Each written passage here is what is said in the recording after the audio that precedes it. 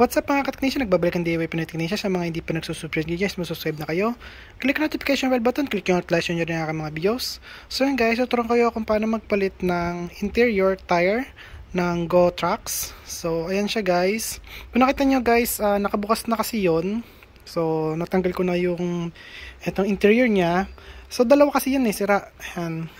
Bali nga pala galing to sa boss ko sa LAX kasi ilang years na rin tong ganito guys, ilang years nang sira yan. Ang ginagawa niya kasi is magpapump siya ng hangin, ilang araw lang tanggal na yung hangin. So ang akala niya lalagay niya ng ito yung gel guys, and kung nakita niyo may ano siya, may liquid gel. Ayan. So ang ginagawa kasi dito, pinapasukan nila to ng para siyang nasa loob kasi siya guys ng can. So papasukan nila ng gel, tapos ayan guys, mabigat. Marinig yung ano. Ayan di ba? Ayan.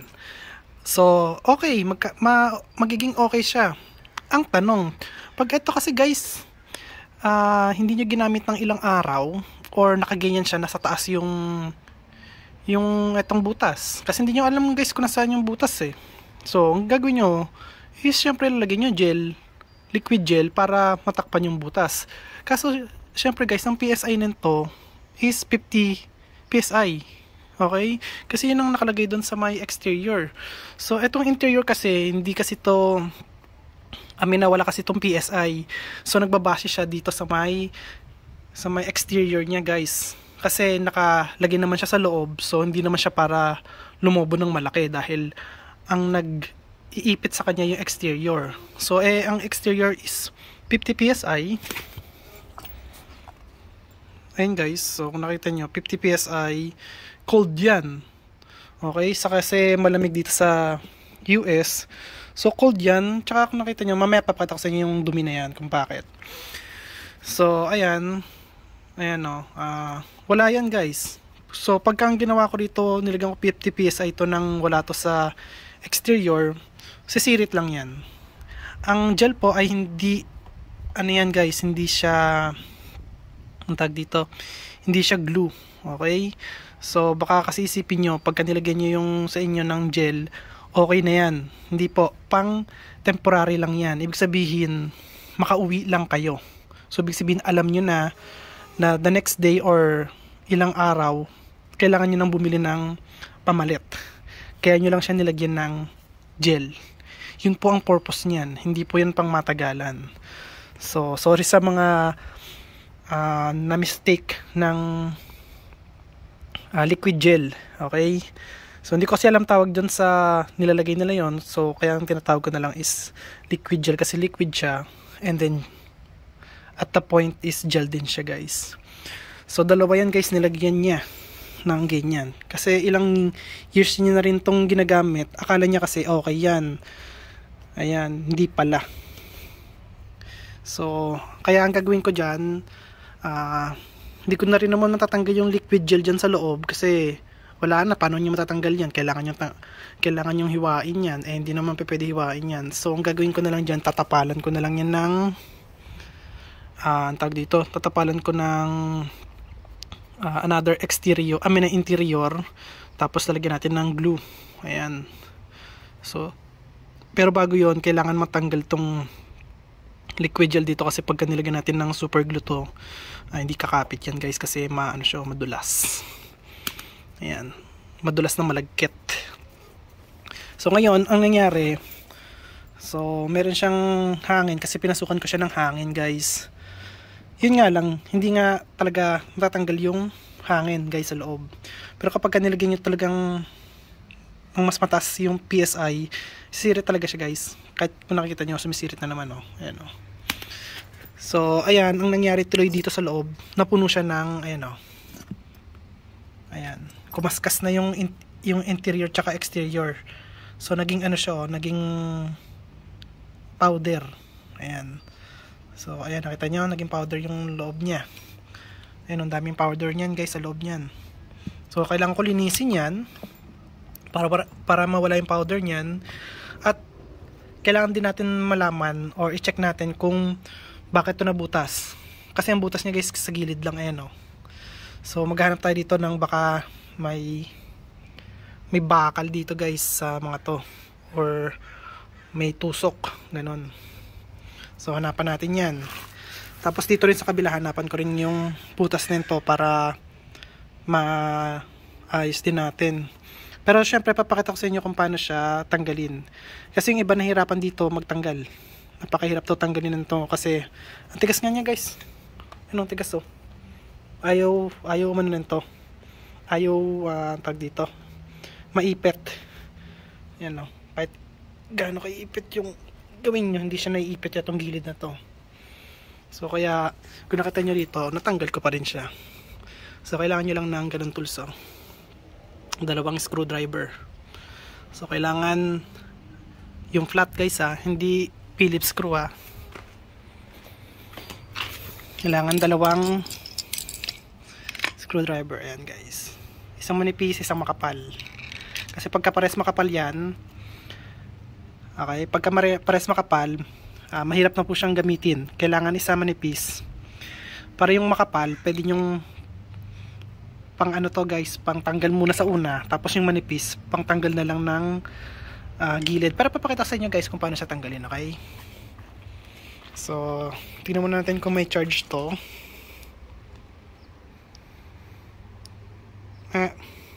Lobat.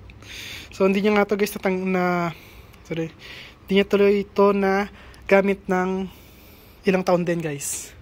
Pero at least, kahit pa paano gumagana pa rin yung battery niya. So, kasi may video ko nito nung ano ko guys, nung una kong channel sa DIY Pinoy Technician lang, yung wala pang official. Meron akong video nun, pero yun nga, nahack yun, kaya ito, balik ulit siya. Bumalik ulit siya rito sa akin at yan, papayos niya. So, babalik ako guys kapag tatanggalin na natin to, okay?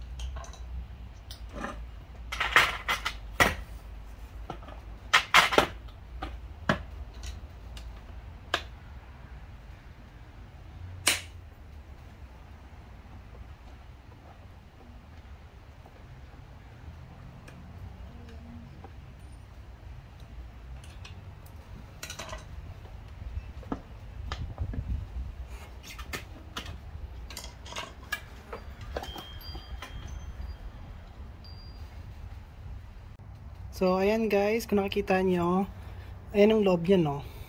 Kapag ka may liquid gel siya, ayan, oh. Nakita nyo? Ganyan kames yan, guys. Tapos, tignan nyo to, oh. Ito. Tignan nyo. Tignan nyo, oh. Loob.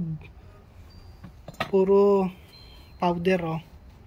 Nagpa-powder yung rubber niya, yung interior niya. Pati exterior nagra-rubberize din. Oh, ganyan po kinakain ng ano yan, ng gel, ayan oh. So, hindi ko po recommended yan sa inyo kung gagamitin niya siya ng matagalan. Pero kung pantapal lang, saglit lang, para pag makauwi lang kayo, yun. So, tingnan nyo guys, oh.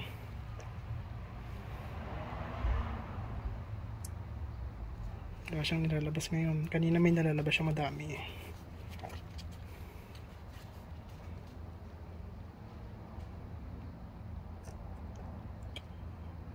Lumabas na siguro. Ayun o.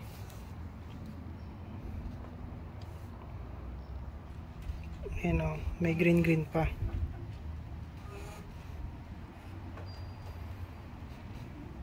So, ayan.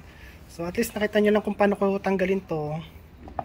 Ayan. So, hindi rin mahirap. Hindi rin madali magtanggal ng gulong nito, guys. Ayan. Napakahirap tanggalin yan kasi napakatigas po nito, oh. Yung gilid niya. Ayan. So, ayan. At least, nakita nyo lang, guys. And then, papakita ko sa inyo, guys, kapag natapalan ko na to ng ano guys, ng super glue. Okay, so babalik ako kapag okay na to guys. So ayan guys, kung nakita nyo, kahit na may liquid gel yan, tatagas pa din yan. Nakita nyo? Wala, hindi kayo makakatakas sa high pressure kasi guys. So dalawa na yan, dalawa sila. Ayan. So ganito yung mess naman ng may liquid gel. Tignan nyo kung anong nangyayari. Ang itim. Ang itim ng loob niyan. Ito na yung pinaka malinis niyan. So wala na yan, nakadikit na yung liquid gel dyan. Tignan nyo, halos corroded na yung nangyari sa kanya. Ayan. Kita nyo guys, may corrosion na siya, oh. Dahil sa liquid gel. So kaya ingat. Okay?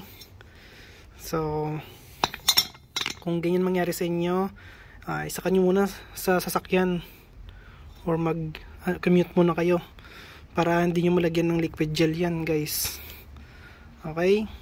So ayan guys, at babalik ako kapag yun nga, nalagyan ko na ng tapal. So yun guys, nga pala, yung liquid gel na akala ko liquid at saka gel lang siya, or liquid na gel, yun pala guys, ano siya, may gel din siya, pero may fiber. Ayun o, pakita ko sa inyo. Ayun o, may fiber o. Natin yung fiber niya, ayun o, lumalabas. So hindi lang siya liquid gel, kundi may fiber pala siya, ayun, kaya yun yung nagpipild nung butas, ayun, diba? Ayun, hindi na siya na hindi na siya ang tawag dito, wala na siyang butas guys. So yun pala yung nangyayari dito, ayun, ngayon pag tinalis natin yan, ayan, may butas na naman siya. May butas na naman siya, nasirit na naman siya guys. Ayan o, nasirit na naman, diba? So may fiber pala siya, ayan o guys o. Kita nyo? Galing na. Pang ano lang siya, pang tapal lang talaga siya, may malit na butas. Pero kapag malaki na yung butas, wala na, hindi na effective. So ayan guys, kung nakikita nyo, clamp na siya. So ang tawag po sa clamp na to ay phone clamp. So ang ginawa ko munang una, nilinis ko siya ng acetone. So, pag acetone kasi guys yung ginamit ko is mawala yung oil base niya. Tapos, ginrinder ko yung gilid ng butas. And then, nilagyan ko ng super glue. Tapos, tinapalan ko ng interior. So, maliit lang yung interior na tinapal ko. Ganyan kaliit lang kasi maliit lang naman yung butas. So, tapos nilagyan ko ng paper towel para yung glue or yung super glue pag nag-spread, hindi kumabit dito sa my foam clamp. So, ayan guys. So, ayan guys, kung nakikita nyo, okay na siya. At, ayan, mayroon na siyang 5 PSI. So, itest naman natin tong isa. Kasi, bakit 5 PSI dito yung nilagay ko? Kasi, makita ko agad kung may butas to guys. So, wala siyang butas. So, ito, wala pa. Hindi pa natin natatry ito. So, ngayon guys, tingnan natin kung kakayanin ba ng, or may butas din to kapag nilagyan natin ng 5 PSI. So, kailangan itest kasi natin yan bago natin ikabit yan. Kasi, hindi natin alam kung multiple yung butas niya. So, lagay mo natin siya ng 5 PSI. So, ayan guys, 5 PSI. So, on natin.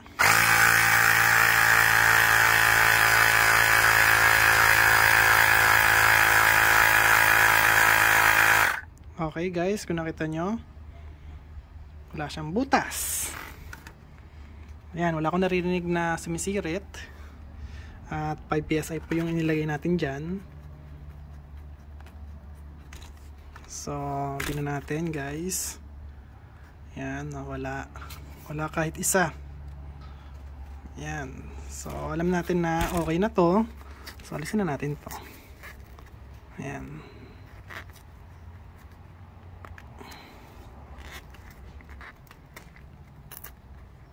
Ayan guys, okay na siya. Diba? Yan lang po yung pagtanggal yan guys. Okay na. Okay guys, at kakabit ko na siya doon sa may gulong niya guys. So okay na yung dalawa. Ayan. Sa mga nakakita doon sa pagtanggal ko nito kanina guys, so baka may nakakita sa inyo na napunit to pagkaalis ko. So binalik ulit siya sa dati guys. So ayan.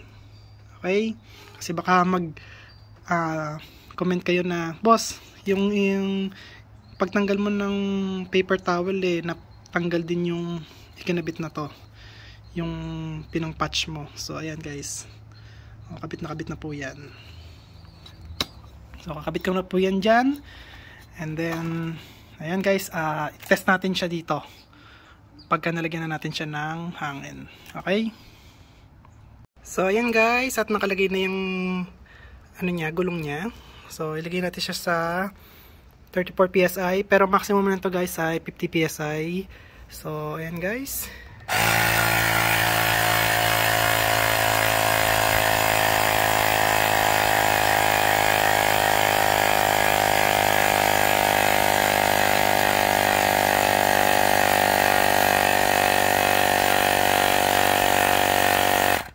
So, ayan guys. At okay na yung gulong natin. So, ayan guys, kung nagustuhan nyo ang video ko, huwag kalimutan mag-like, share, subscribe. Click notification bell button. Click nyo all guys. Bye. Peace.